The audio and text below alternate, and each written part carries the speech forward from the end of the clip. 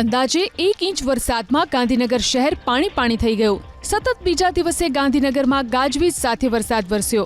વરસાદને લઈ civil hospital પાસેના અંડરબ્રિજમાં પાણી ભરાવાની શરૂઆત થઈ। અમદાવાદ ગાંધીનગર હાઈવે પર ભારે પવન સાથે વરસાદ વરસ્યો।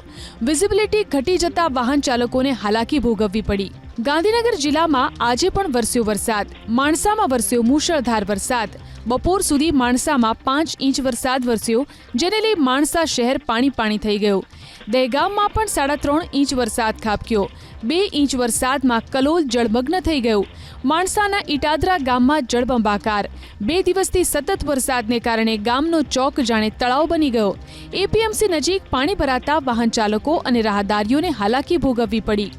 કલોલમાં સવારથી જ મેઘરાજાએ પધરામણી કરી। ધોધમાર વરસાદને લઈને પંચવટી વિસ્તારમાં પાણી ભરાયા। કોબા સર્કલ પાણી થઈ ગયું। વાહનો બંધ થઈ જતા રસ્તા પર ટ્રાફિક જામ થયો। નાંદોલ રોડ પર આવેલા એમજી અમીન કોમ્પ્લેક્સ પાસે પાણી ભરાયા। દહેગામનો નાંદોલ રોડ જળમગ્ન થયો। એમજી અમીન કોમ્પ્લેક્સમાં વરસાદી પાણી ઘૂસ્યા। પુરુષોત્તમ ધામ સોસાયટી પાસે પાણી ભરાતા રહીશો મુશ્કેલીમાં મુકાયા। માણસાના અમૃત સરોવરની દિવાલ ધરાશાયી। તળાવના નવીનીકરણની કામગીરી ચાલી રહી છે। તાજેતરમાં તળાવનું ખાતમુહૂર્ત કરવામાં આવ્યું, તેવામાં તળાવની દિવાલ ધરાશાયી થઈ।